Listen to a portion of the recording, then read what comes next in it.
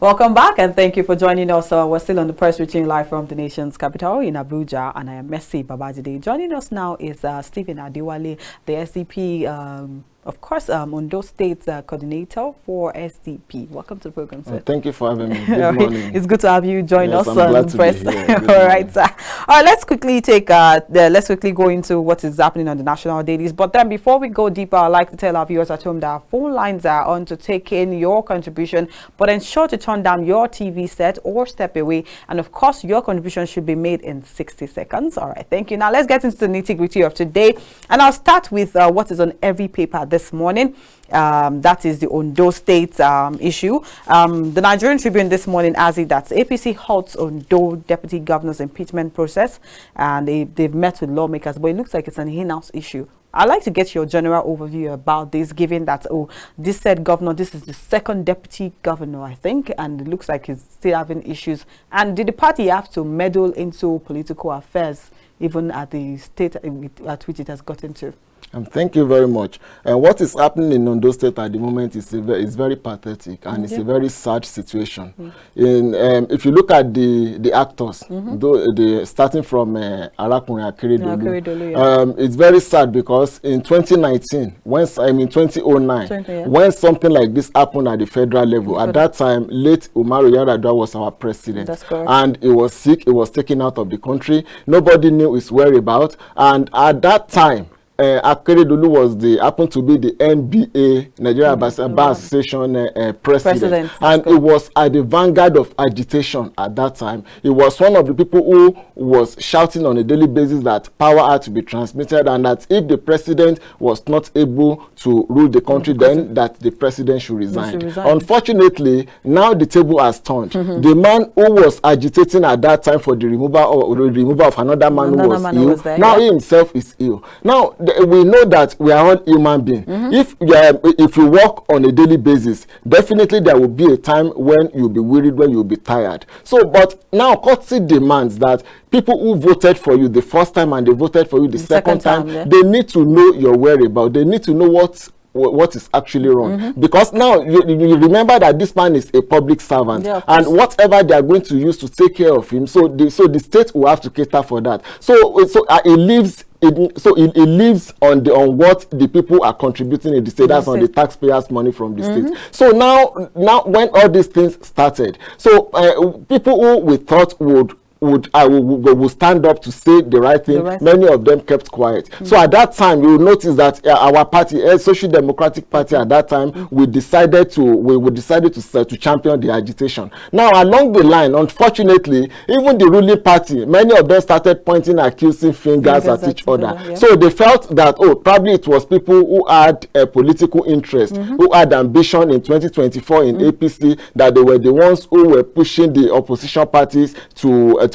agitate. Now, this was that was the foundation of all this crisis that is going on between the governor and the deputy governor. But at that time, the opposition parties, especially the SDP at that time, were basically fighting on behalf of the state. We knew that this thing was the just thing to do. Then we were championing, we were agitating that right things had to be done. That was why we agitated at that time. But unfortunately, the deputy governor himself, when he became the acting governor, he himself failed to do the right thing. He showed that he was not even ready for the office, and that's why I said the case in Ondo State of what is going on in Ondo State is very sad, in the sense that if you look at, we mentioned the first time when Akeredolu removed his deputy governor, virtually all the deputy governors that Akeredolu had appointed, they were more or less like paper tigers. But you know that the role of the deputy governors is literally like the role of the vice president in Nigeria. They are just there to just substitute for, in case there is a need for someone to substitute for the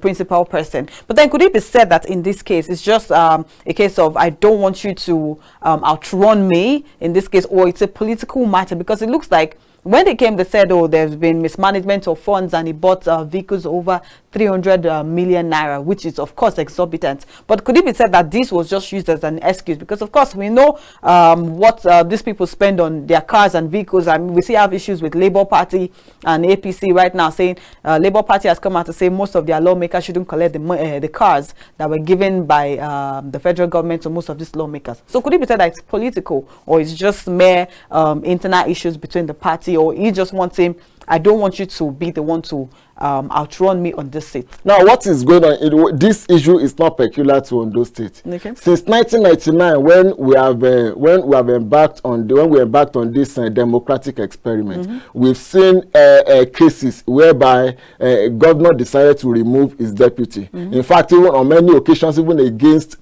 court directive. The sitting president, in the person of President Bola Tinubu, he had to remove his deputy governor, despite the fact that in the person of Bukna Akeredolu at that time. So now those who drafted our constitution, they never envisaged that our politicians would decide to turn things upside down. The constitution provides for the office of the governor. It provides for the office of the deputy governor, just as the president and the vice president that you mentioned. And the constitution and those who drafted the constitution envisaged that whoever is going to be the governor, then the same criteria, the same ability that the governorship candidate had, that's the same ability that the deputy governor will have. Because if the governor is not there, the deputy ought to take his or her place. But now, since 1999, what we have witnessed is a situation whereby whoever is going to emerge as the governor would decide to appoint a puppet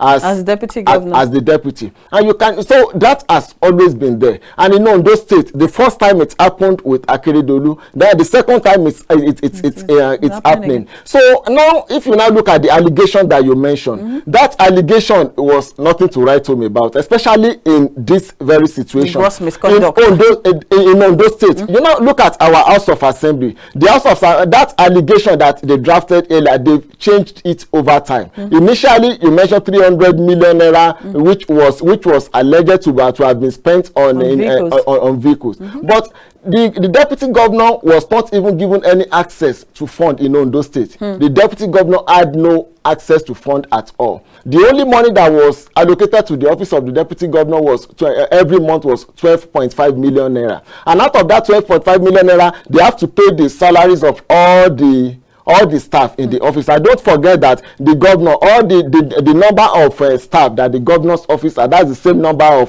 staff that the deputy governors have. The deputy governors have. So those things were there. So they could not they could not say that the deputy governor mismanaged that monthly allocation. Now that's why they came up with this 300 million naira, and they talked about the issue of palliative. But we know the chairman of the person who is in charge of management of palliative fund in Ondo State happens to be the commissioner of education. That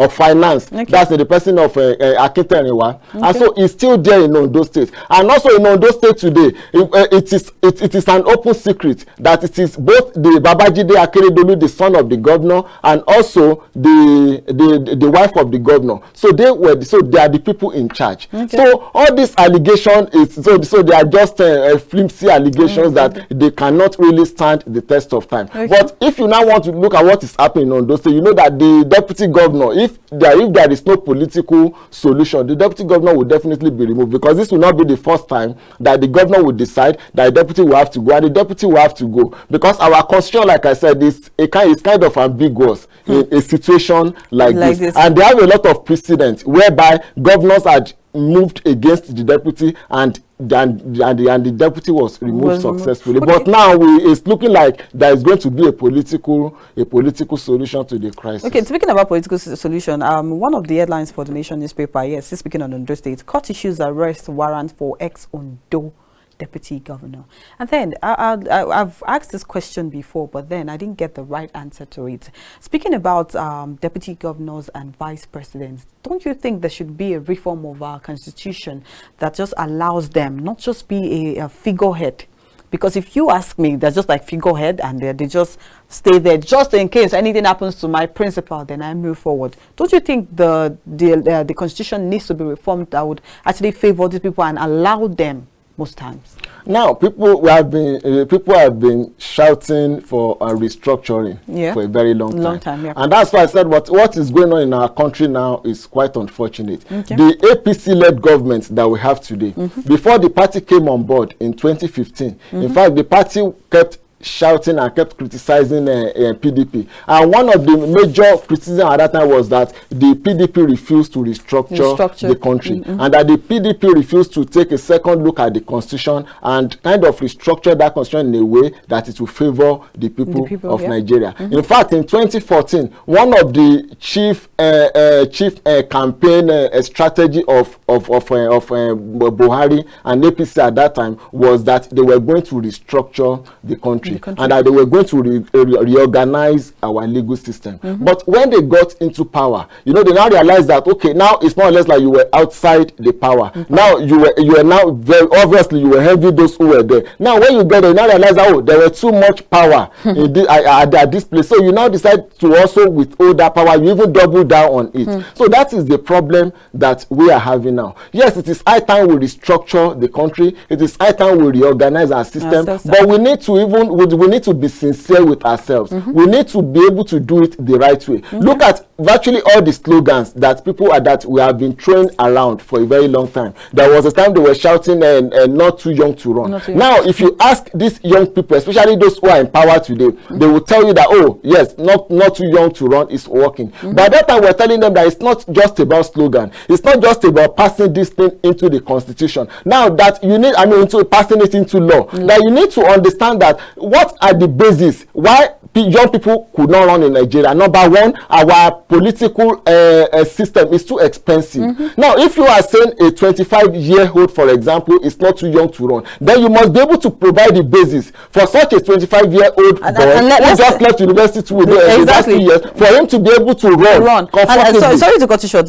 Speaking about being expensive, you have to forget. You can't forget the part where they say you must have an existing structure, and then they ask you for experience. But what experience do you expect a 40-year-old to bring on board when it comes to politics? You mean a 40-year-old?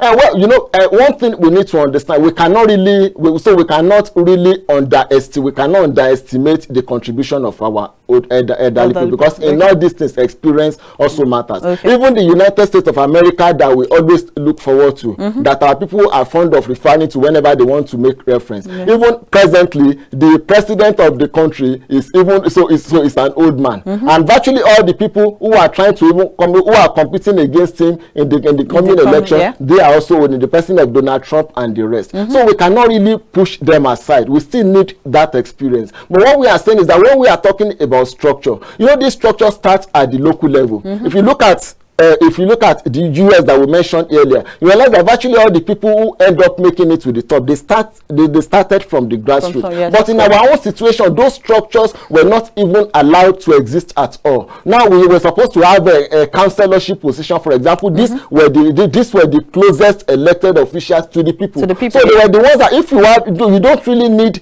to spend a lot of money to become a councillor. So you start from that level. Then we have a local government chairman. Then from there you keep moving on like that. But our government had decided that those local structures, that they are not even going to function at all. And virtually all the political parties we have in Nigeria, all of them also all of them are guilty of that. Because we've had a situation whereby virtually all the presidential, the three leading presidential candidates in the last election, for example, virtually all of them had been at a point in time, it's either they were former governors or deputy or vice president. And in Anambra, for example, when the Labour Party, who probably all the young people were really following, when he was there, he himself did not even do anything to even encourage the local contribution, because for the period of that 8 years, there was no election. So these are the things that we keep talking about. That it's not just about slogan. We can come up and say, oh, there is a need for restructuring. We can come up to say, oh, that we need to reorganize our system, our constitution. But if we are not actually ready to change our mindset, especially our leaders, if they are not ready to change their mindset, things will continue to go the way it ought to go. But we still need to appeal to our people, because one thing that we've come to learn in the last 6 years of our election is that where we started in 1999, we've been able to make progress beyond that level. Now politicians know that our votes count. That's why politicians will bring money during election day to buy our vote. Now we need to now start making sure that people that we are going to vote for, that we are not going to vote for them based on sentiment. We are not going to vote for them based on whatever financial contributions that they are making to the society. We are not going to vote for them just because they come from our tribe or because we speak the same language. Or religion. Poverty knows no religion. That's poverty correct. knows no language. And it has no barrier. As it's affecting us here in Abuja, it's also affecting those in faraway Maiduguri and everywhere across the country. So we need to start doing the right thing. But we can only hope, and we believe that hopefully things will definitely change. Because if we could move from where we started in 1999 to where we are now, there was a time in this country when our election, all you just have to do is just to sit down in Abuja and you just hear the results. Whatever votes that were coming from the local area, nobody cares. But now things are changed. So we can only hope that things will continue to make progress, and we'll get to a situation whereby we'll be able to look back and beat our chest that we've been able to build a viable country. Okay, speaking about building a viable country, and then something you said that caught my attention, speaking of poverty, the Nigerian Labour, as they've come out to say they are fighting poverty, and of course they're trying to elevate Nigerians in their words. Now, Labour gives a government ultimatum, not government, I beg your pardon, governors ultimatum. They says 61 million Nigerians to get 1 trillion naira. But the question is, 15 million households to get 25,000 naira monthly. How long? And the program, according to World Bank, they've said it to alleviate poverty. But do you actually think this is one step ahead? Do you think this is actually going to fix, I beg your pardon, fix the issue we have when it comes to poverty in Nigeria? Because now, Labour has said we are not just dealing with federal government alone. Even governors, if you talk, you collect. Let me use Nigerian layman language. So do you actually think 15 million households getting 25,000 naira monthly would go a long way to fix poverty in Nigeria? Well, let's talk about this palliatives and everything, throwing money around. Now, you asked two questions. The one on the Labour Party. Then let me start with this issue of palliative. Now, in the country, we have a lot of issues, but the major issue that we have is the fact that we don't even have any verifiable record or data that we can actually refer to. I'm a researcher. I've worked with National Bureau of Statistics, and I see the way they carry out some of the things that they've done over time. We don't really have verifiable data. For example, in Nigeria today, you cannot even go to any local government and ask them at the local government level and ask the local government, either the local government chairman or the local government secretary who happen to be a civil servant who has been in that position for a long time. You cannot ask the local government secretary that the number of people they have in their street within the local government, they don't have that record. You cannot ask them the number of houses that they have at the local government level, they don't have that record. So it continues like that even up till the national level. Now, what you've been seeing over time, and that's why it appears as if all this poverty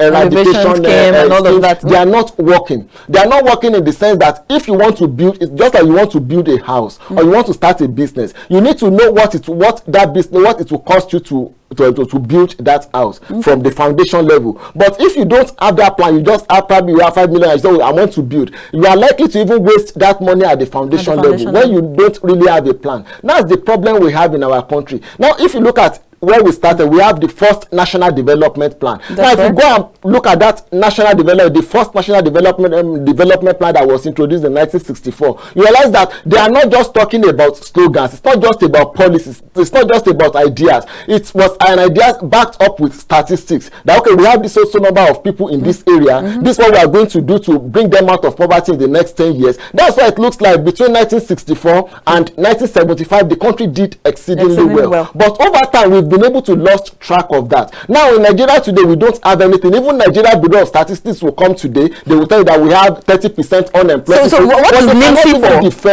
What is NIMSI for? And then there was a particular time they did the know your customer for banks. If you look at since 1990, I keep telling people, and we've attended series of conferences where we tell even our leaders that look, all these things we talk about, it's quite easy to make reference to Malaysia. It's quite easy to make reference to Singapore. But we need to sit down and sit back and look at how those countries have been able to develop over time. Virtually all the agencies that propel development in those countries, those agencies are in existence in Nigeria. Now, when we started in 1999, the first man who had the opportunity to turn the whole thing around was Olusegun Obasanjo. Obasanjo introduced a lot of agencies. He brought in, and they were not new. He borrowed those ideas from those countries and it's a good thing, because there was a time that even a country like Singapore had to send their people to Nigeria between 1961 and 1965 to study how we were making progress. Now, if the Singapore had made progress today, if we now go to them to also learn from them, it's not wrong. But now they went ahead and introduced this issue of a national ID card. The plan at that time was for us to be able to know the exact number of people we have, because over time the government had come to realize that census will not solve our problem, because census, it had a lot of political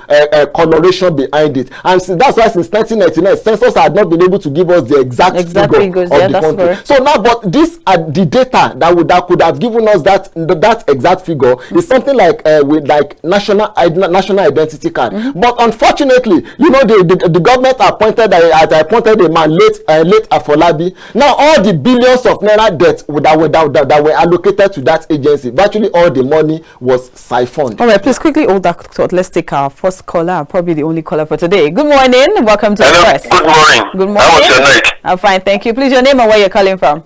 My name is Chief Akeredolu. Okay, all right, Chief, please join in on the conversation. And where are you calling from, please?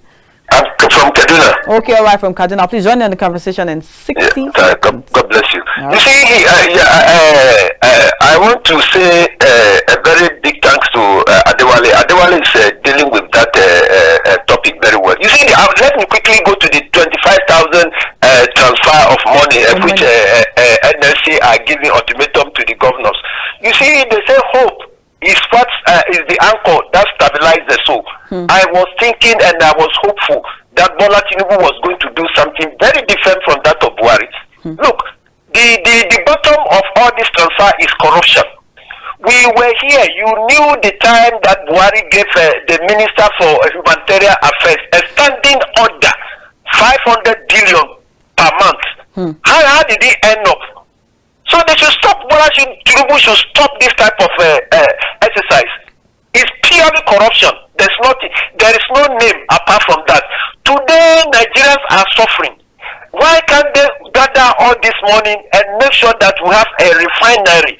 They say, don't give me fish, teach me how to fish. In Kaduna over here, all the textile mills are down.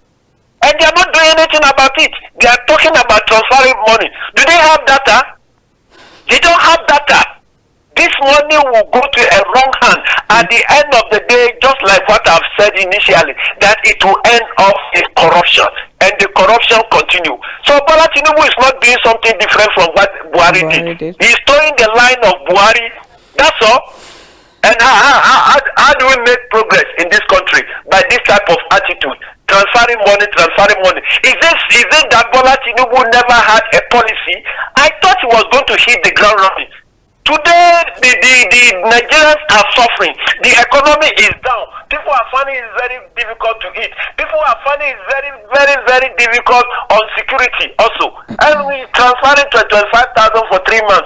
And do you think that is going to solve the problem? Today, they are giving palliative. They are giving one cocoa, one mudu to people. Is that what is going to solve this problem in this country? No, certainly. God bless our country, Nigeria. All right, thank you very much, Chief, for that insightful analysis. You've heard him, Adewale, like I said, you're giving a powerful one. So I'd like you to comment on what he said before we move further. Well, everything he said was actually correct, because when Bola Tinubu came on board, a lot of people expected a lot from him, but personally, people like me, I never expected too much, because even during the campaign period, I kept telling our people that now we need to do things differently. You know, if you say 1 + 1 = 2, it's possible. It's because you are using this. If you keep using the right formula, then you continue to get the right answer. But since 1999, we have been using a wrong formula. It's more or less like you are using a formula that continues to tell you that 1 + 1 = 11. So, and we keep using the same formula. Since 1999, if you look at all our presidential candidates, none of them has showed up during debate. They've never come out to tell the people that this is actually what we want to do. So what do you expect from people like that? Because it shows that they've not even been able to put their own house in order, and during the election period and during the campaign period, they could not even come and face the people, and for people to ask them the question and for them to be able to give the